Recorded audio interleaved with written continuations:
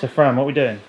Right, so today we're going to pick up some electric cars. We're going to basically have an informative piece about electric cars in general, how they drive, expel a few myths, and hopefully you'll get some information that you didn't know before. Cool, let's go.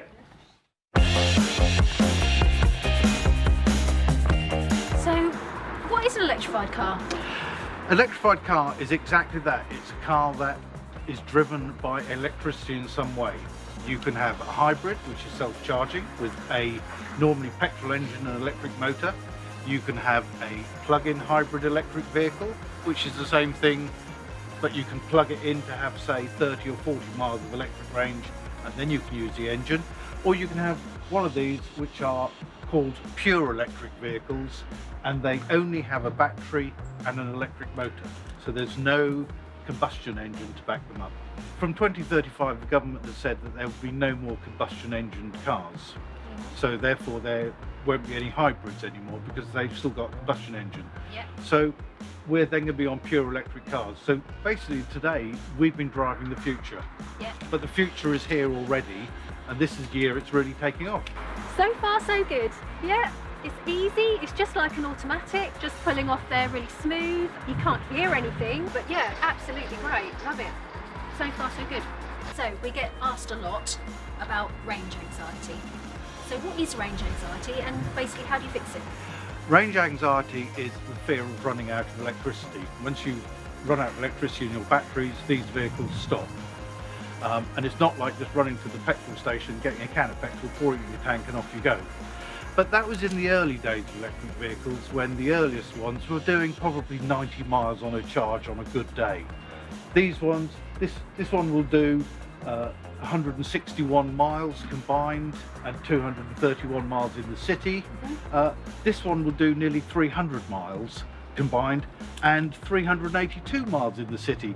So range anxiety is really a thing of the past. What were your worries about it? Well, I think Speed? probably with electric, seeing as I've never driven one before, I think that it might pull back a little bit, that they wouldn't have that instant speed that you would get with petrol. But no, absolutely not. Easy as. You don't run these to the limit, you just keep them topped up.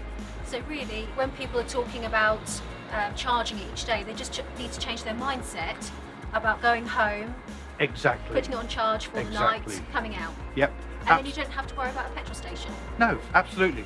And 80% of electric vehicles are charged at home, but they're just eerily quiet when they pull away. And they're also very quick because you get 100% of torque as soon as you put your foot down. So when you put your foot down, they just pull away very, very smoothly, very briskly. It really goes, doesn't it? Yeah. Why would you go electric for a business? The benefit in kind is currently 0% for company car drivers. Yeah. The fuel costs are 25% compared to conventional petrol or diesel. Yeah. And you can also have chargers in the office or at the workplace. How And of long course, would the battery last then? well, what the manufacturers are saying is it's unlikely the battery is going to lose much capacity in 100,000 miles. So it's going to certainly last your lifetime. And Tesla is actually looking at million-mile batteries now. They're already working on them. Wow. It's that close. And you were talking about used cars as well. Yeah. I mean, this MG and this Kia both got 7-year warranties. Yeah. So even if you bought one at 2-3 years old, you're still going to have manufacturer's warranty on it. Absolutely. Yeah. What sort of finance packages are we putting together for this? So at the minute they're predominantly sort of hire purchase products, so a little bit of deposit and spread it over the term where you own the asset at the end. So customers want to own the vehicles at the end because they're paying some money towards it. So hire purchase is the way we're going at the minute, but there are other options available such as lease, and hopefully in the near future we might be able to offer balloons on them as well. So how did you find yours to drive then? Because you drove the MG. Here. It's a great little car. They Yeah. both work really well. But I think the thing about it is they're quiet, they're very nippy off the mark. Yes. They drive just like a normal car. Okay, they're automatic. That's probably going to be the biggest thing that people have to adapt to if they've never driven an automatic. But other than that, they're just like a normal car. Yes. And I think the thing about it, you're talking about businesses now looking at these electric vehicles. These are now the generation of affordable electric vehicles. I mean, these, you're starting at sort of 30,000. These are starting at sort of 25, 26,000 after the government grants. Some of our funders are now sort of open to the option of actually financing the charges themselves as well. Yep.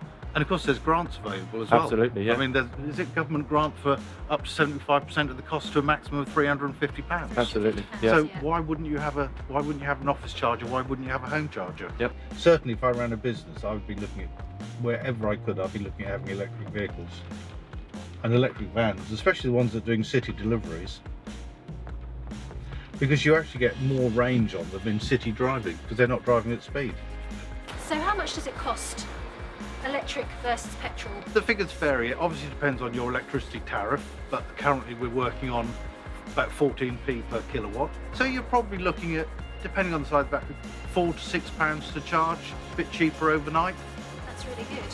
So effectively looking at maybe the cost of a gallon of petrol, but it might give you 180 miles range.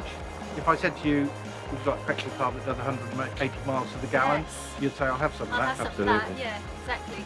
Yeah. Obviously, you, Michael, are kind of specialist here, and you know a lot about all the renewables that we finance. Yeah. But now we're going to, obviously, the electric cars and vans is something that is big business Mhm. now. How do you expect that to be over the next sort of 6 to 12 months? I can only see it growing. As of August 2020, the amount of electric vehicles themselves were, some of them up nearly 200%, and that was as of August, so Yeah. it's only going to keep on growing. The electric vehicle market for the first 9 months of this year was up 165%. That doesn't shock me. Diesel and petrol were down 40 and 60%. People are suddenly switching to electric. And I think for somebody like me that doesn't live in the city, is it still a good idea to buy an electric car? Absolutely, absolutely. They say the average commute is 25 miles a day. If you've got something that's capable of nearly 200 miles, it's well within its capability.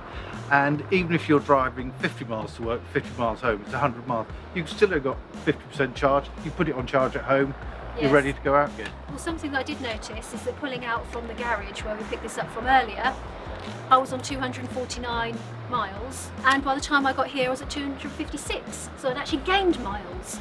So why is that? That's because they have a longer range when they're in city driving, because you're not driving so quickly, and because they have what's called regenerative braking.